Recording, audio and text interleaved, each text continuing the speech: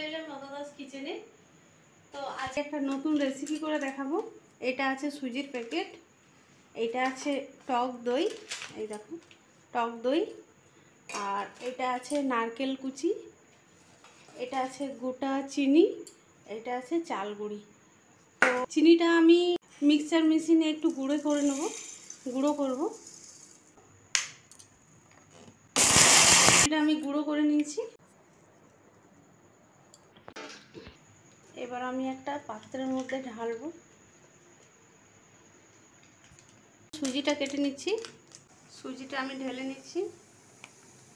এতটা টক দইটা ভালো করে ফেটে নেব, দিয়ে দেবো দইটা, চাল গুঁড়ি দিয়ে দেবো,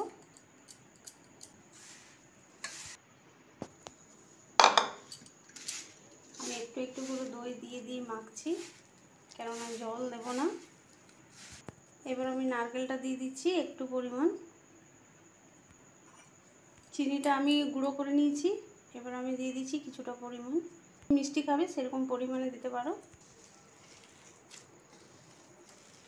দেখো ডোটা আমার একটু পাতলা হয়ে গেছে, তো চিন্তার কোনো কারণ নেই, চাল গুঁড়ো আছে, চাল গুঁড়োটা দিয়ে দেবো।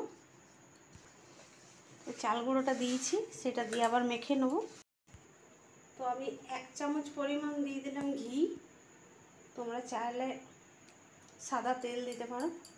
ঘিটা দিয়ে আমি ভালো করে মেখে নিচ্ছি।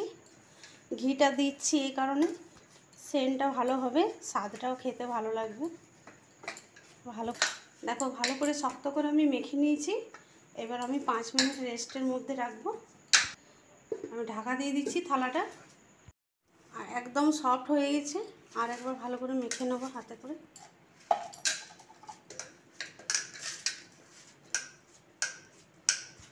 একটু আমি হাতে ঘি নিয়ে নিচ্ছি, তাহলে লাগবে না। এই দেখো এবার ছোট ছোট আমি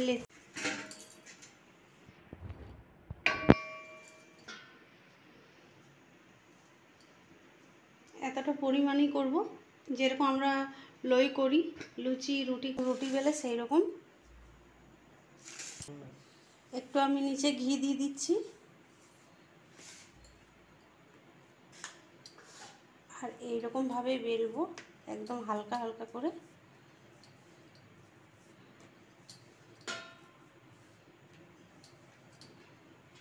এই দেখো এরকমভাবে। দেখো আমার লুচি বেলা হয়ে গেল। দেখো আমি 2 থালা লুচি বানাইছি, এই দেখো হয়ে গেছে আমার বানানো। এবার আমি গ্যাসটা চালু করে দিয়েছি, গ্যাসটা বাড়িয়ে দিয়েছি, তেল দিয়ে দিয়েছি আগে থেকে।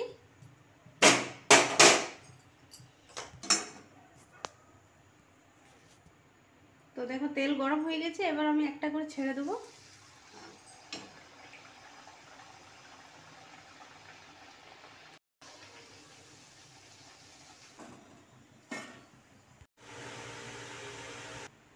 দেখো ছাকা হয়ে গেছে আমার।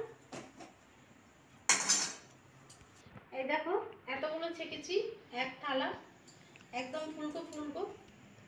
মানে এর মধ্যে আমি বেকিং পাউডারও দিইনি, বেকিং সোডাও দিইনি। তোমরা তো দেখলে আমি একদম নর্মালভাবে বানিয়েছি। তো তোমরা চাইলে জলখাবারের সাথে এরকমভাবে বানাবে, দারুণ লাগবে খেতে। তো আমি এইরকম ট্রাই করে দেখব, শুধু খেয়েই বলবো কেমন হয়েছে।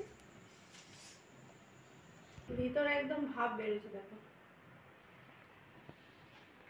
ভিতরটা দেখো কত সুন্দর হয়েছে দেখো।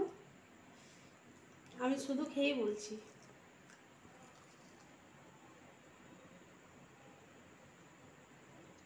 দারুণ লাগছে খেতে।